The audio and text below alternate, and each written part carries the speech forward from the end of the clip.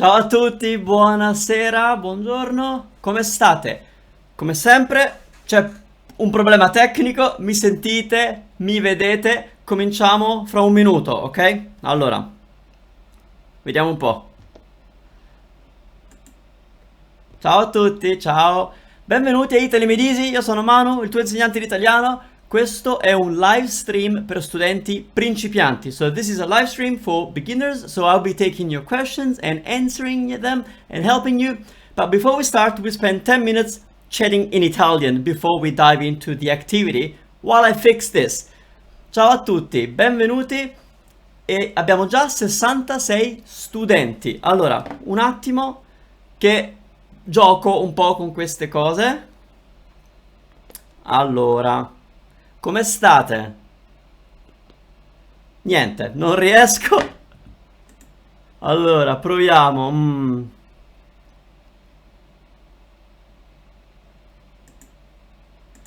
lo so, voi mi sentite intanto? Sì? Buonasera a tutti. Non riesco a risolvere questo problema. Innanzitutto, vi parlo lentamente per dirvi che non sono nel mio studio, quindi il video e il suono, l'audio, non sono il massimo, ok? È una qualità inferiore di video e di audio, perché non sono nel mio studio. Allora,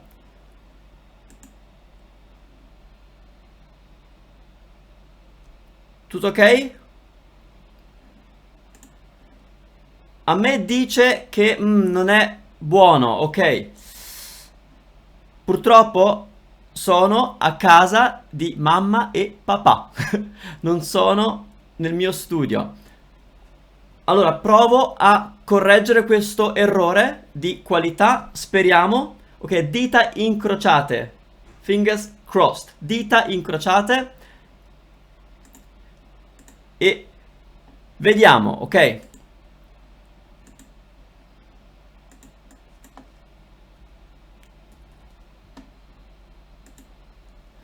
Ok, secondo me adesso funziona un po' meglio. Nel frattempo io voglio eliminare questa pagina qui. Allora, ecco qua. Un po' meglio. Adesso controlliamo che voi mi vediate e mi sentiate e che la qualità sia migliore. Ci sono problemi? A me sembra andare tutto ok. Ok, allora.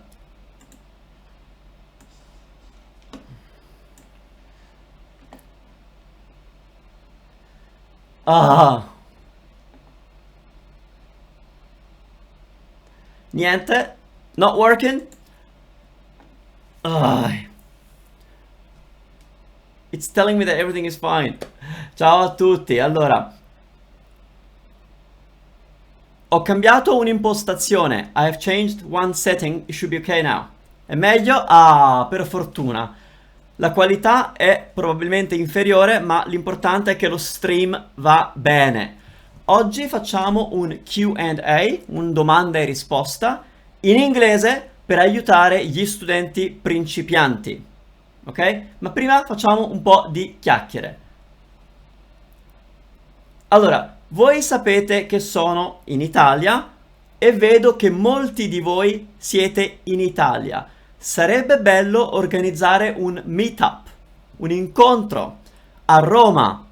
Possiamo farlo? Allora, possiamo fare due cose. Possiamo fare un incontro a Roma e forse un incontro a Firenze. Quindi io su Italy Medisi Academy posso comunicare con voi e organizzare un incontro. Sì? We're talking about organizing a meetup in Rome or Florence within the next few days. Va bene? Sì? A Roma? A Trieste purtroppo no, ma a Padova. Possiamo fare un incontro a Roma, a Firenze e a Padova. Ok? Non vedo l'ora. Prima di cominciare, vedo che abbiamo molti studenti. ho visto anche uno studente a Brescia. Possiamo anche incontrarci a Brescia. Allora, possiamo vederci a Roma, a Firenze, a Padova e a Brescia nelle prossime 3 settimane. Yes? Sì? Non vedo l'ora di vedervi. Comunicate con me, andate a support.italymedisi.com per mandarmi un'email o su Italy Medisi Academy possiamo comunicare in un forum e organizzare un incontro, va bene? Genova purtroppo no, non ho tempo, ok? Io penso Roma prima del 15 agosto, Firenze forse il 18 e il 19 o il 19 agosto, Padova tra il 19 e il 26, 25, Venezia il 26 agosto, Brescia il 27, il 28 e il 29, ok? Cerchiamo di organizzare. Karen, purtroppo il 25 agosto io non sono a Roma, mi dispiace. È un po' buio. It's a bit dark, isn't it? Buio?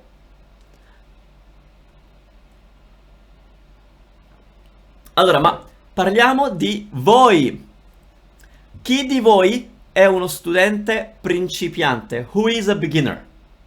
Ok, se io parlo italiano e tu capisci, probabilmente sei di livello più alto, ma anche un principiante può capire perché io sto parlando molto lentamente. Melanie, you for sure? Principiante? Quindi alzi la mano, raise your hand, chi è principiante, beginner.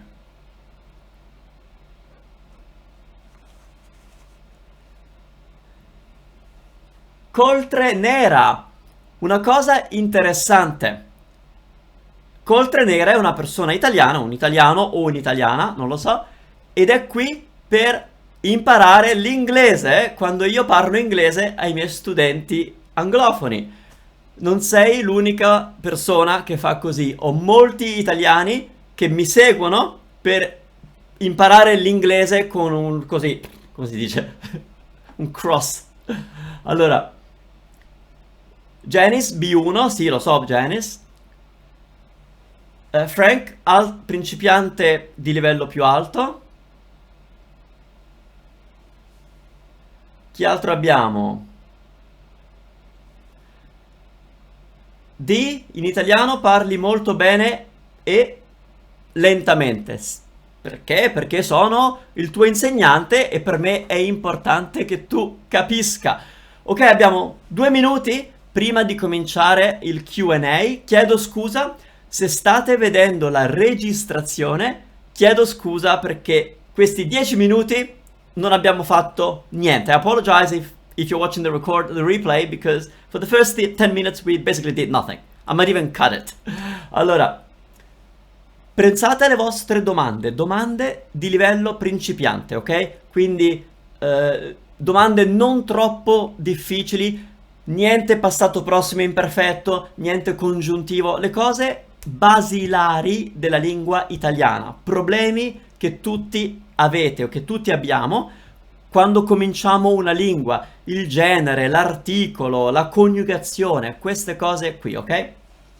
Abbiamo 100 studenti, un numero bellissimo. Allora, Carolina, grazie, sei bravo Manu. Susan, B1 and struggling. We can talk about what you're struggling with, ok? Bene, bene, bene. Allora, cominciamo fra poco. Emil, Nikam, I'm going to use English, don't worry. Q&A should be done in English. Any new information or any explanation should come in your native language, not in the language you're learning. That is why you guys come to my channel, because it makes sense, right? If you knew if your Italian was good enough to understand my explanation, then you wouldn't need the explanation in the first place, right? So let's start. It is time to start. I'm going to switch to my okay, this thing is not working today. Allora. Oh, it's just very delayed. Benissimo, allora vediamo un po' che domande posso... a quali domande posso rispondere. Un attimo, allora... c'è sempre... ecco. La chat. Eccoci qua. Allora. Un attimo che prendo la prima domanda. I'm gonna pick the first question. It's really hard to work like this today.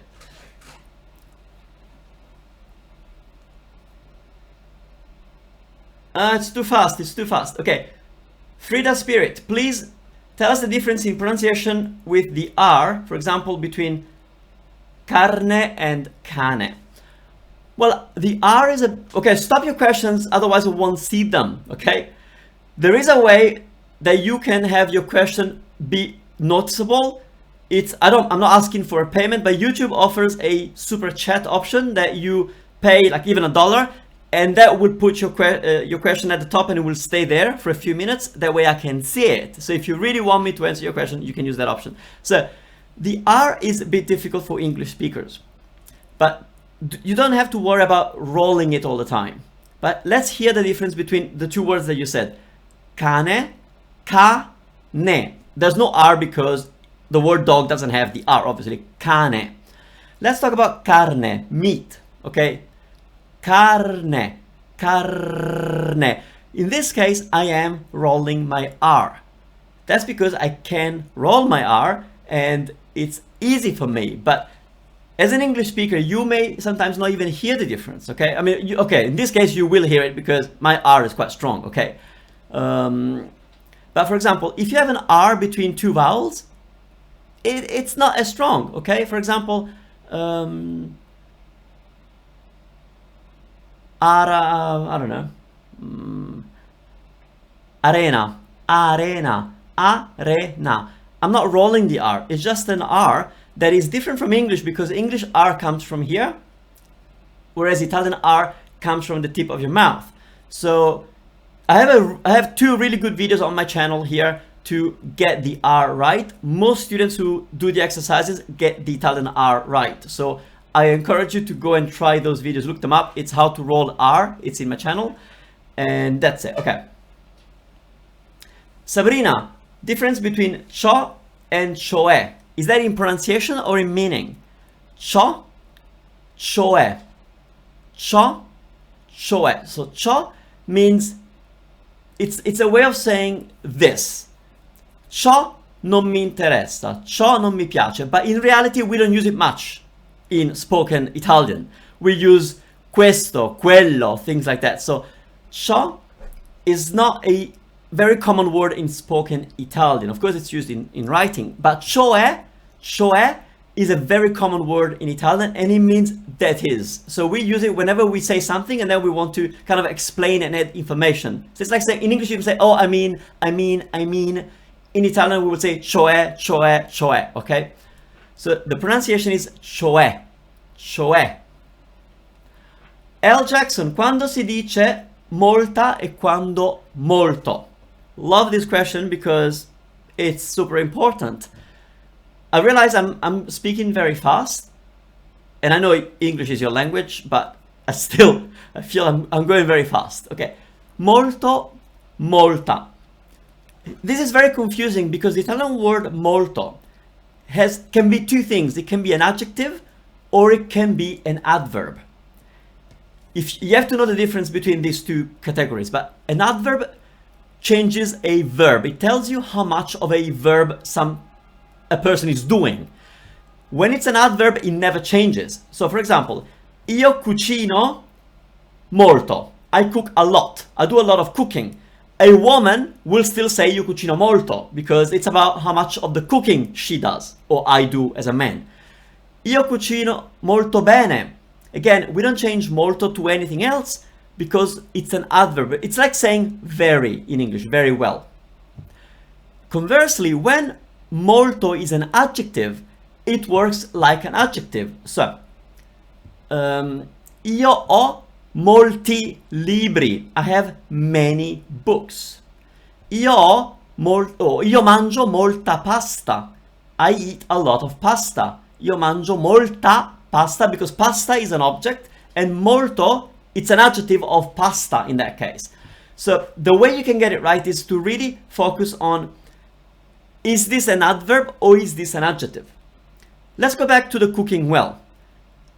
It's tricky sometimes because if I say io cucino molto, that means I cook a lot. So I do a lot of the cooking.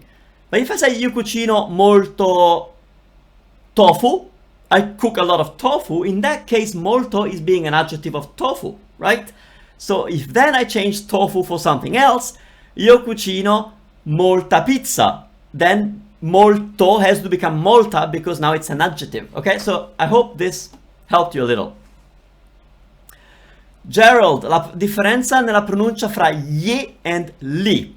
First of all, I'm from Rome and I don't have a strong ye.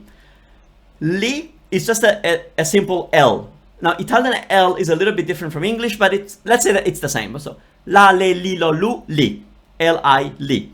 The problem with ye is that it comes from the throat.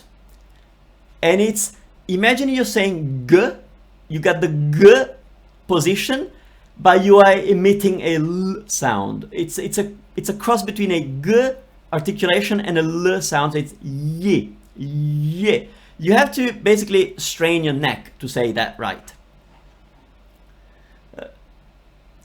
Okay. Ooh, lots of questions.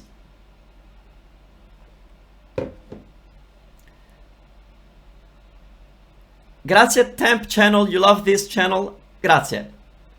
Greg. Ciao Greg, come stai? Bello vederti. Qual è la tua domanda, Greg?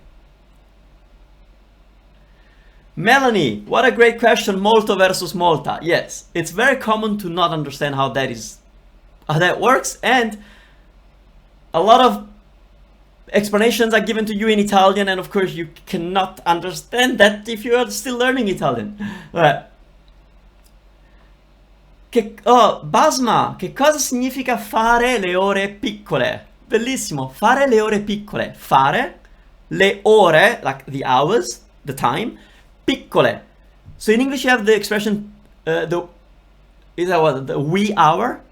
Yeah, wee, like small hour. So fare le ore piccole means to go to bed late or to go out and spend the night out and come home very late. Quindi fare le ore piccole is like saying have a big night. I mean, it doesn't have to be fun. You could fare le ore piccole working. In that case, it's not fun, but... Greg, okay. How do you know when to use di or da before or after a verb? And which one should you use, di or da? Okay. Good, Greg. If you have examples, that will help me. But here's the problem with Italian prepositions. If it's about preposition with verbs, there is no real answer. That's because every verb likes its own preposition. I'll give you examples with English. In English, you listen to something and you depend on someone. And so these are just, that preposition goes with that verb. Italian has the same thing. So, for example, the verb cominciare wants a. Cominciare a studiare, to start studying or to start to study. Finire wants di. Finire di studiare, to finish studying. And so it's really hard for anybody, any teacher, even me, to tell you when to use di and da, because in most cases it depends on the verb that you're using. And so when you're learning a verb, you should check the examples in your dictionary to find what preposition it's using most often. Unless you have examples, Greg. So just like you eventually get it as you practice. Well, yes, it's not even that. I mean, it is a matter of practice, but it's a matter of knowing what verb you're using. Because the good news is that they're consistent. Like I said, in English you depend on. You will never say I depend for you, because it's just not right. So you will do the same with Italian. As you learn a new verb, you will learn the collocation, how it's used in context. So yes, it's time that you practice, but it's also active looking for which preposition goes with that verb. Okay, so let me think if I have a verb here on the spot. Okay, to expect, when you expect something, okay? Io mi aspetto di... okay, anzi, non mi aspetto di vincere la lotteria. I don't expect to win the lottery. In that case, I've used di. But that's not because di has any reason, but that's because aspettarsi, to expect, wants di. That's the best explanation I can give you. Ok, grazie. Yes, Melanie, in the wee hours of the morning. Yes, fare le ore piccole is the same as that. Allora, Gary, c'è una differenza quando si usa lo stesso orario verso lo stesso tempo? I'm not sure. Okay, orario means time in the sense of the schedule, the timetable. For example, l'orario del treno is the timetable for the train. Whereas il tempo is the concept of time. So I think that's the confusion you're having. What was your question? I forgot, but... So, allo stesso tempo is like saying at the same time, as in simultaneously. Okay. Allo stesso orario, it means that the train leaves at the same time, as at the same timetable. Okay. That's the difference between the two words. Orario is timetable or schedule, and tempo is the concept of time.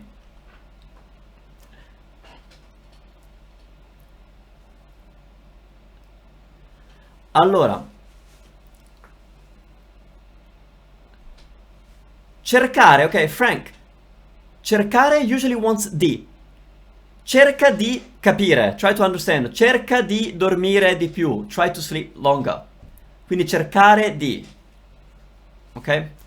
To try to do something, it's di in that case. Purtroppo and sfortunatamente, Sabrina. Purtroppo means sorry.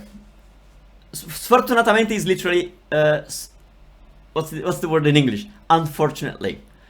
Purtroppo has the same translation. So now your question is, which one do I use? I find that purtroppo is a lot more common than sfortunatamente. I guess it's shorter, so we would prefer to say purtroppo. We tend to say purtroppo more than sfortunatamente. The same with fortunatamente. We do say fortunatamente for luckily, but we tend to say per fortuna, by luck. So coltre, whatever it was. Tu quando useresti sfortunatamente e quando purtroppo? Secondo me sono abbastanza uguali, intercambiabili.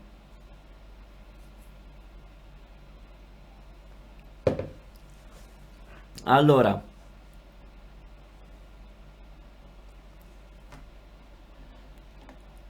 how do I tell the difference between paese, villaggio, and paese, country? I have a free spirit or something. I have a video on that. It's an episode of Ask Manu Italiano, and I specifically talk about paese, villaggio, and things like that. The difference between paese as a country or as a town, in writing it's capitalized for country. So l'Italia è un bel paese with a capital P because it's a country. But when you're hearing, you don't know. It's just the context. So it's, right now I'm in Nettuno, so if I say Nettuno è un bel paese, paese will be spelled with a small p because it's not a country. So it's just a matter of knowing, I suppose, whether it's a country or not. Adam, it's great seeing people have a similar struggles with some concepts. Yes, we all struggle with the same things. That is why I know many of you are not native English speakers, but I know that your English is excellent because I cannot serve every community. I specialize in helping English speakers because as speakers of the same language, we tend to make the same mistakes. And so as an Italian, my mistakes in English are the mistakes typical of an Italian. And so I would benefit to get help from somebody who knows what mistakes Italians make. And so that is why I work with you, because we do make the same mistakes. Okay. Let me have a look. Janice. Sometimes I see sentences that they use non, but the meaning does not translate to not. Why is that? Well, I don't know, because you don't have an example, but there is a strange usage in Italian that it's not for beginners. So I'm not going to talk too much about it, but the way we express the concept of until. So do this until something happens. In Italian, we throw in a non that doesn't make sense, basically. Okay, I'm not very good with examples on the fly, but let's say in Italian you might hear something like, I don't know, tirare la corda finché non... I don't have a good example, but yes, look it up. The way we say until often entails a negative verb, although the meaning is positive. So that is the only example, the only situation that I can think a non doesn't translate into English. Otherwise, it does. So if you have an example, dammelo, throw it.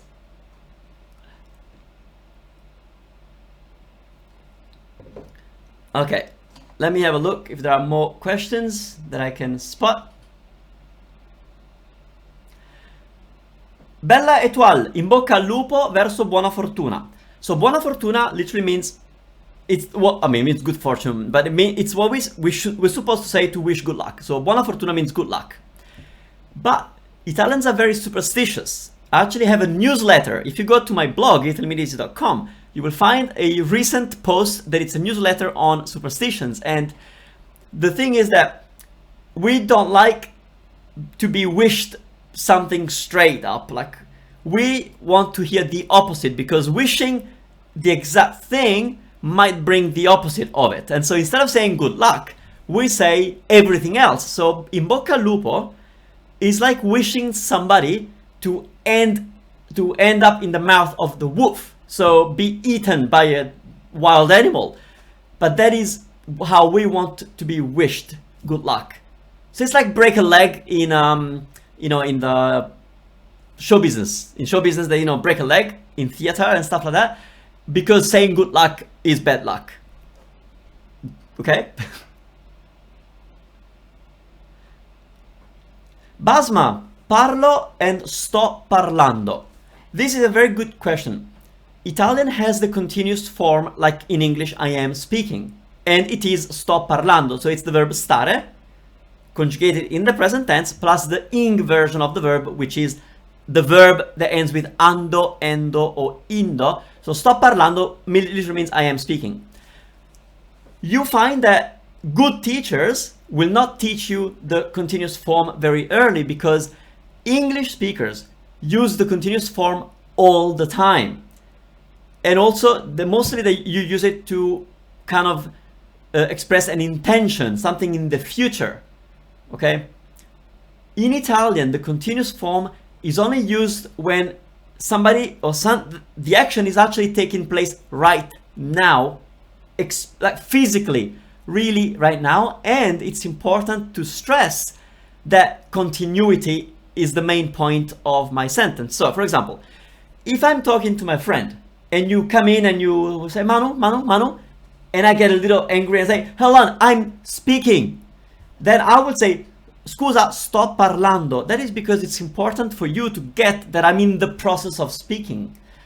Otherwise, in Italian, you just use the present tense. Okay, so you're not gonna say sto parlando italiano unless you're right now speaking Italian and you're trying to show off that right now you're speaking Italian. Okay, so that is the main difference. And also in Italian, we cannot use stare plus ing to speak in the future. So in English you can say, tomorrow I'm going to the movies.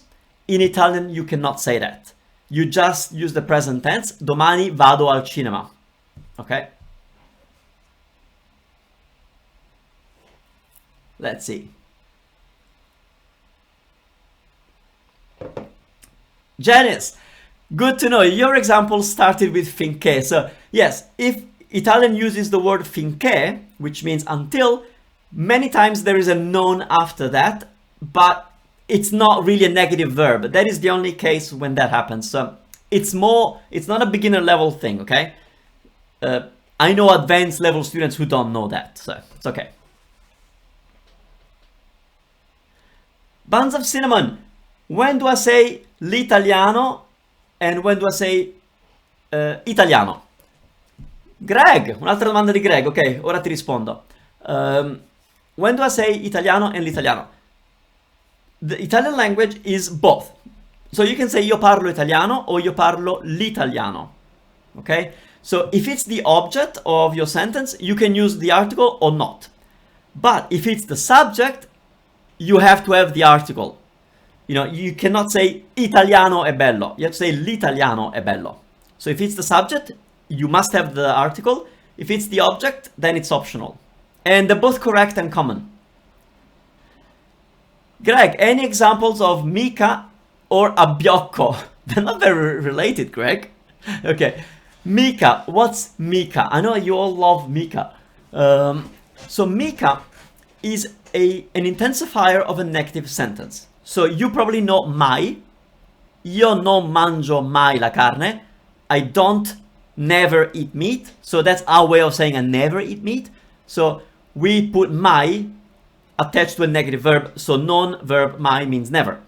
So there are a few of those, like non-verb più means no longer. Io non mangio più la carne. I no longer eat meat. And then there's Mika. Mika doesn't quite exist in English. So Mika means, well, it depends on the context, but I'm going to tell you the most common usage of Mika, which is, it's not like blah, blah, blah. So for example, if you, let's say, I don't know, you come to me and you start speaking in Chinese, okay? Assuming that I do, then instead of saying non parlo cinese, if I want to say, hold on, buddy, it's not like I speak Chinese, so why are you even speaking to me in Chinese? Then I would say, non parlo mica cinese, so stop speaking Chinese to me because it's not like I speak. So that Mika kind of renders it off. It's not like that thing, okay? Non sono mica stupido. It's not like it's not like I'm an idiot. Like I know that you're trying to fool me. Non sono mica stupido, okay? So that's how we use Mika. If somebody has other examples of Mika, but that's the main usage of Mika. It's to intensify a negative verb to kind of negate the expectation that the other person or anybody would have. So you say the negative verb, but you kind of emphasize, which is the opposite of what you were implying. Okay?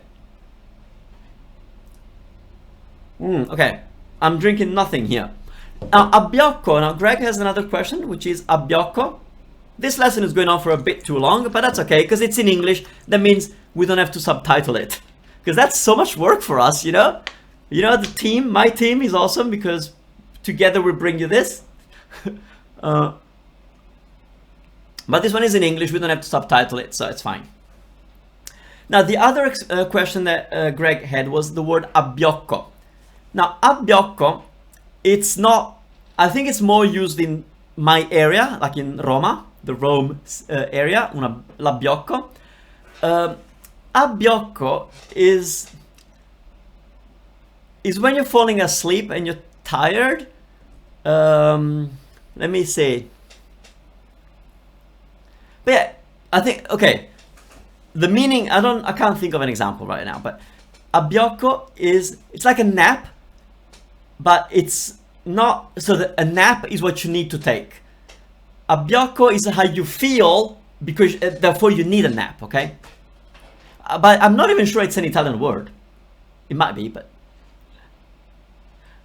Allora, let me see.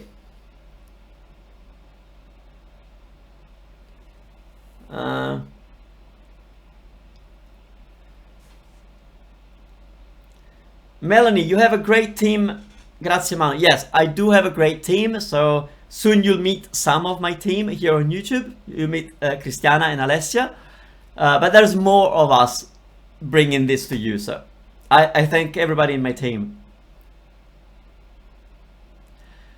I'm not sure what Manu would say, says Buns of Cinnamon, but I use salve all the time. I like it instead of ciao. Look, salve is a very subjective word, meaning salve is between a ciao and a buongiorno. And I recommend people do use it because if you say buongiorno, you are definitely being formal. Unless you're wishing a good day, you can say buongiorno to anybody, friends and family, if you just woken up and you want to wish them good morning. But as a greeting, buongiorno is kind of formal. It's like buon pomeriggio, good afternoon, sir. It's a bit formal. Ciao is too casual, so you cannot say ciao to strangers. So salve is a good compromise, but it's not used everywhere in Italy. Everybody will understand it, okay? But it's not used everywhere in Italy, and you will find that some people have never used that word. I do use it, but it's pretty personal.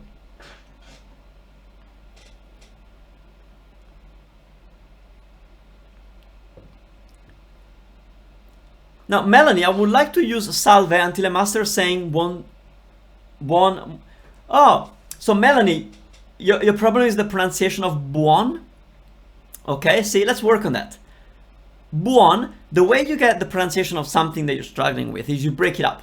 So you got three sounds in buon. Bu, o, n. Individually, I know that you can say all three. It's like boo. Okay, boo, boo. O is just o. And then you got n. Now, of course, these are not syllables. I'm just saying about sounds. You got boo, on. Now, so what you do then, you say boo, on. Can you say on in a more Italian way?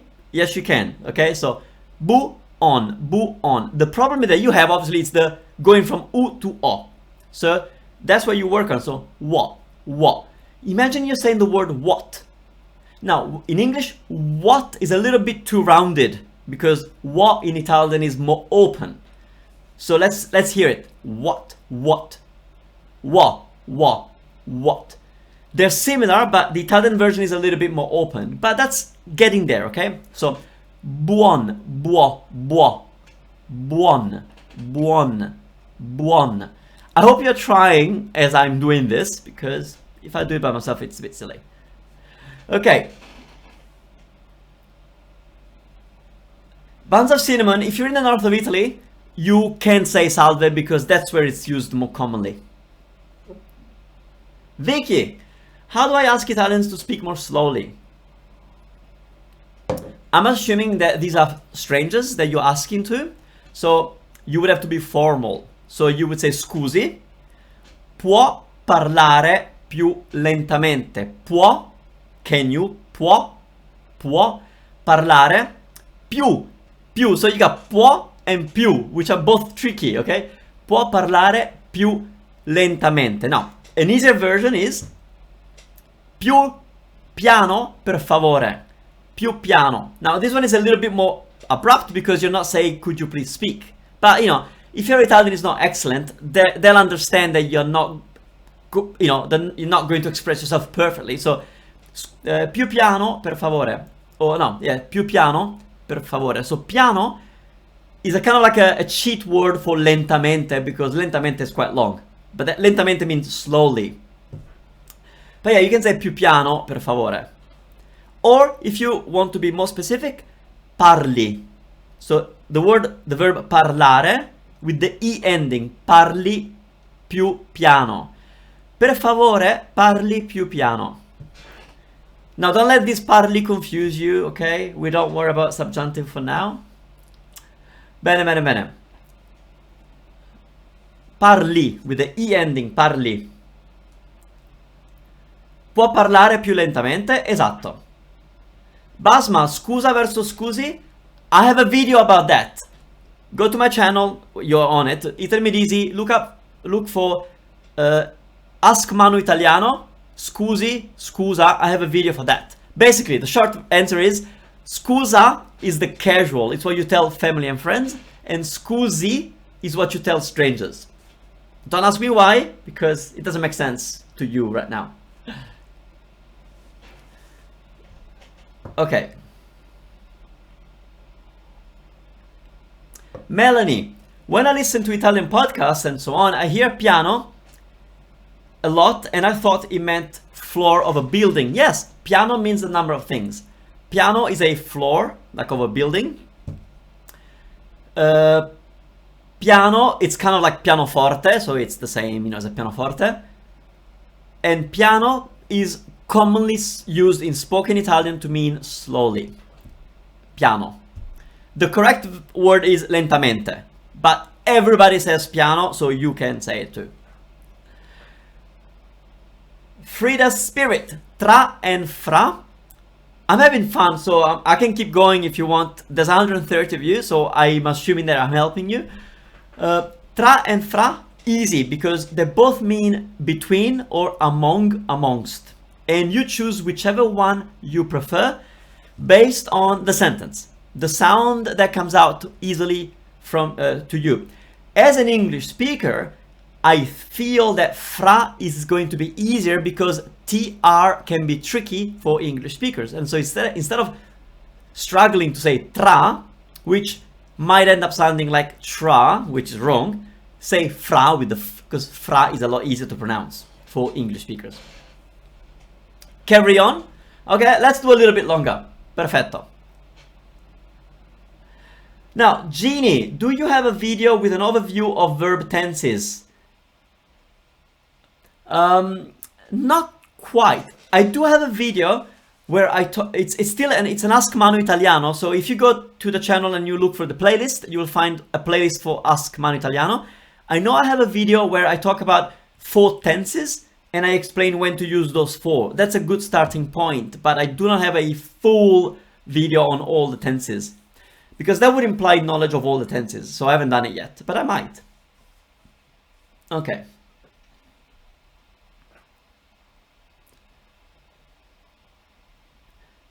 Golden egg, calda or caldo when I know which one to use. When do I know which one to use?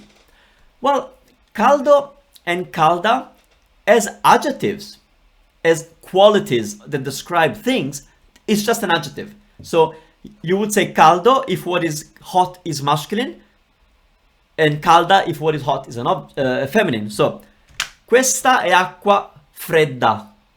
Oh, calda. Let's assume that it's hot, sorry. Questa è acqua calda. This is hot water. Because acqua is feminine, so I have to say calda. Questo bicchiere è caldo. This glass is hot, sorry. Because bicchiere is masculine. So as an adjective, it just works as an adjective, okay? Bello, bella, based on what you're describing. The reason you're confused, I know why you're confused, makes sense. It's caldo, as a masculine word, is also a noun. It's heat, okay? Oggi c'è un caldo terribile. There's like a terrible heat today. So if you're talking about the heat, like the noun for high temperature, then it's always caldo. It's always masculine. So when we say fa caldo to mean it's hot, we will never say fa calda. Okay, so if you're talking about hot, like the noun, like the heat, then you have to use the masculine all the time.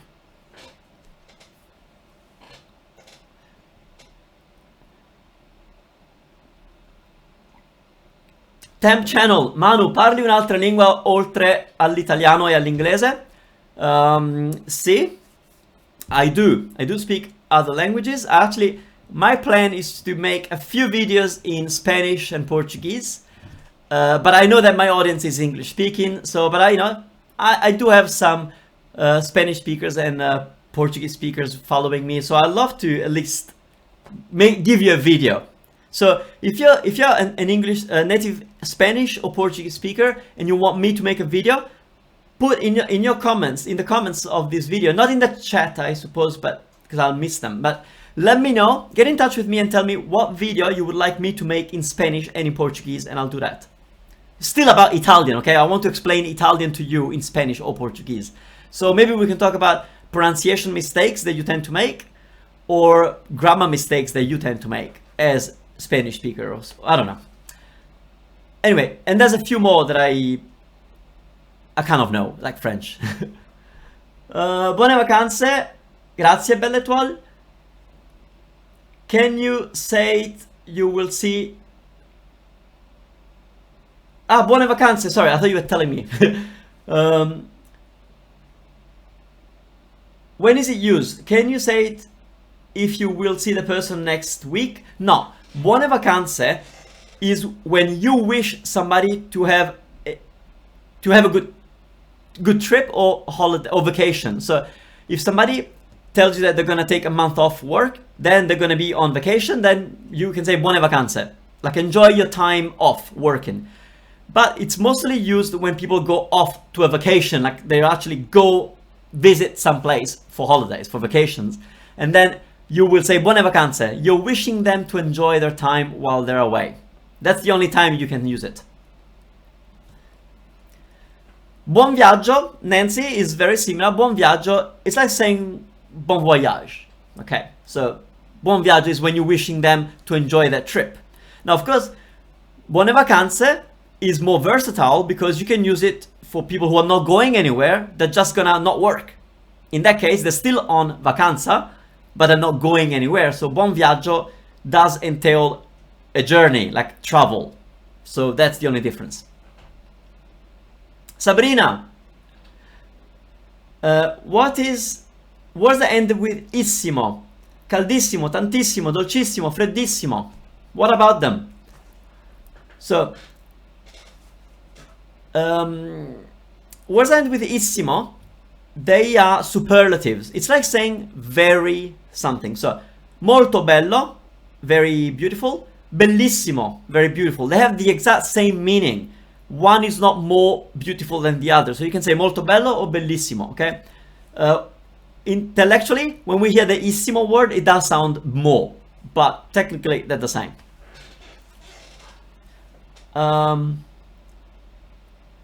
Errores frecuentes de quienes hablamos castellano. Yeah, we'll do that. We'll do that. We'll do a video for you guys.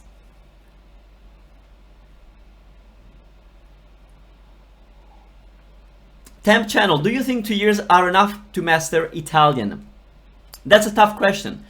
I would say yes. If your native language is English and Italian is the first language, you can make it in 2 years. If you know another Latin-based language, then 2 years is plenty of time. And if your native language is not English but another native Latin language like French or Spanish, then a year it can be enough. The problem is how you're going to do it. Most people do not get fluent in a year or two, but it's only because of the method that they're using and the time that they can devote to that endeavor. So yes, I'm going to say that 2 years is enough to become fluent. Also, there's a lot of confusion between what fluency is and what native level is. You're not going to sound native or to be perceived as a native after 2 years, or even after 20.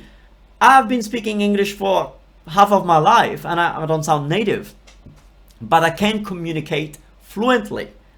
So that's what you want, I hope. So 2 years, yes, you can do that. Melissa, ciao Melissa, live here for the first time, la prima volta con Manu live, perfetto. Adelaide, just subscribed, grazie Adelaide. In italiano, Adelaide, ok?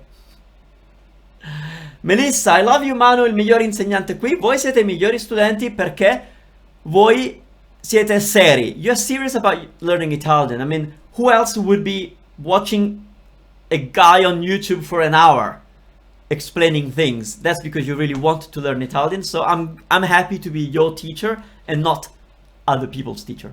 Okay.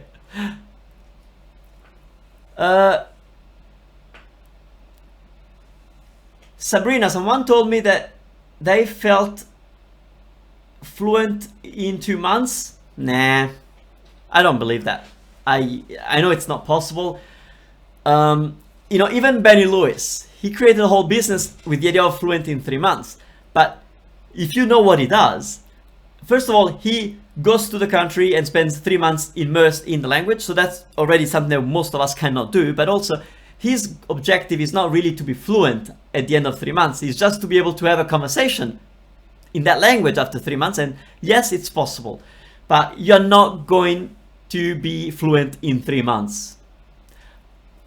I'll tell you who could become fluent in 3 months and in what scenario.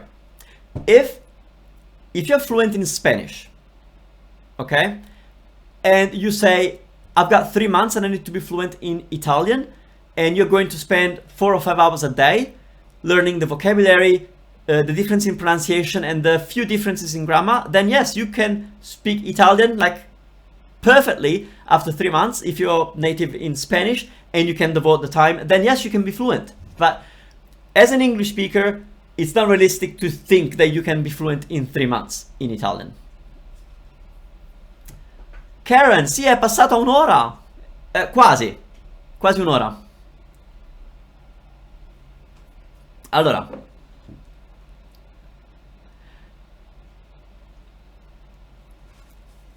I like the question, free the spirit. Difference between auguri and congratulazioni. Let's start with congratulazioni. Congratulazioni is the same as English congratulations. But it's used when we congratulate somebody for a victory, for a success. You publish a book, congratulazioni. You graduate, congratulazioni. If you've accomplished something that deserves my congratulating you, okay? So that's what congratulazioni is. You get married, congratulazioni. It's because you've accomplished something. You've achieved something impressive, usually. Auguri is when you celebrate something. I know it sounds the same, but when you're celebrating something, it's not the same as achieving something. For example, your birthday. I mean, you're just celebrating it, so I would say auguri. Now, of course, if you get to 100, then I can say congratulazioni, you got to 100. Okay? Congratulazioni per il tuo 100° compleanno. Yes, I'm congratulating you for doing a good job, staying alive for so long. But otherwise, I would say auguri for a birthday. Some Italians in the south celebrate name day. So we celebrate the name of the saint that is the same as our name from the Catholic calendar. And so for name day, l'onomastico, we say auguri. We don't say congratulazioni. Auguri. Anniversary, I would say auguri. Again, unless it's an accomplishment, like you've been married for 50 years, or like then I want to congratulate you. But otherwise, it's auguri.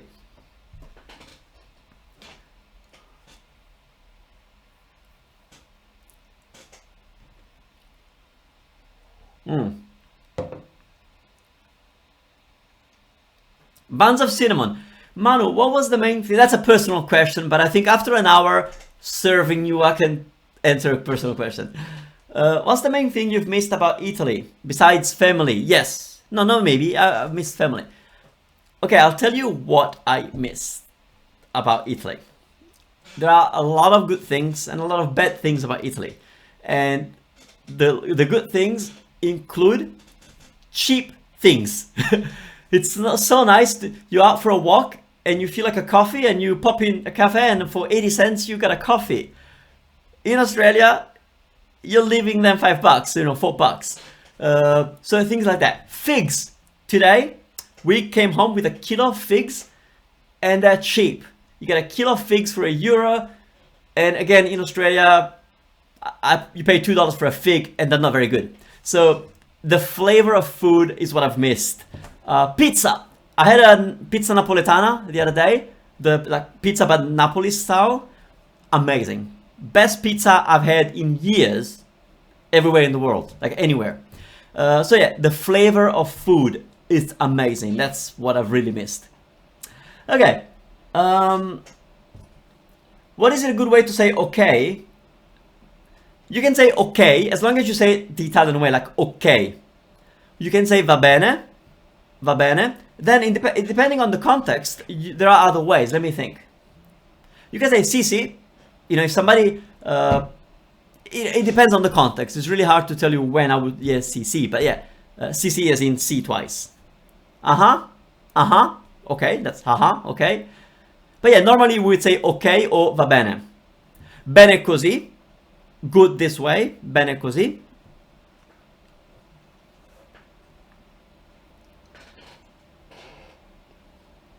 Now, Sabrina. Let me see. I know this isn't a question, but I want to say that I learned Italian. Have more... No, okay. I don't like when people speak more than one language and brag about it. Claim they speak when not. Well, I don't know. I mean, I find that sometimes... Okay, I'll tell you what, this happens a lot. Meet people, they tell me they have been studying Italian for a few years, then I switch to Italian and they cannot really interact. Then they are bragging about speaking Italian when they cannot, right?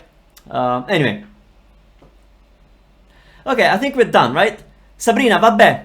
Vabbè, yes, you can say vabbè. Now, vabbè, obviously, it's a bit more casual because it's a shortened version of va bene. But yeah, vabbè, it's used a lot in my area, like here in Rome, vabbè. But it's not properly Italian, okay? But you can say it. Now, free the spirit. The expression that you're looking for is tutto a posto. Tutto a posto, which literally means all in place. It's another way of saying all good. Tutto a posto. You can say tutto bene, but here's the difference. The one that you are saying, tutto a posto and tutto bene, they are the answers to somebody asking you something, and they say, yeah, and it's all good. Okay? So, you know, you ask me... Well, you can ask them to basically say, how are you? Manu, tutto a posto? Manu, all good? Then, yeah, tutto a posto. Yeah, all good. So it's a way of checking on each other for, you know, when things are going well. Okay, allora, I think we're done. It's pretty late, right? I have a question. How can we use ci in Italian? I've got good news. Go to the playlist for Ask Manu Italiano. Look for ci. I have a multi-part video on ci. I think there's 4 parts or 3 parts where I talk about ci. And you will not find a better explanation of how to use ci there. Ok? Grazie mille, signore e signori, ragazze e ragazzi. Per oggi abbiamo finito. Chiedo scusa per i problemi tecnici, ma spero di aver risposto alle vostre domande. I hope I've answered some or most of your questions, and sorry for the initial technical issues.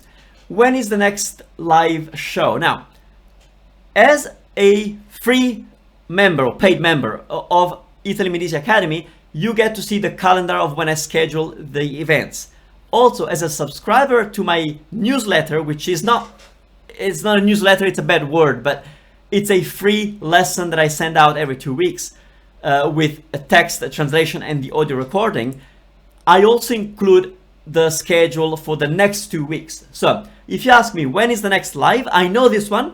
It's on August the 18th at the same time as this one. It will be live from Florence.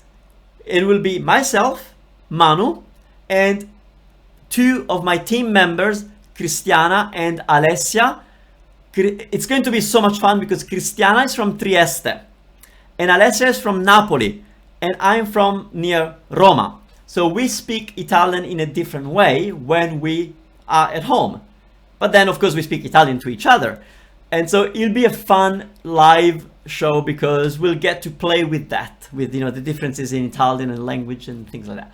Anyway, grazie a tutti, è stato un piacere vedervi, io vi saluto e ci vediamo presto e ci vediamo il 18. Ciao a tutti, ciao ciao.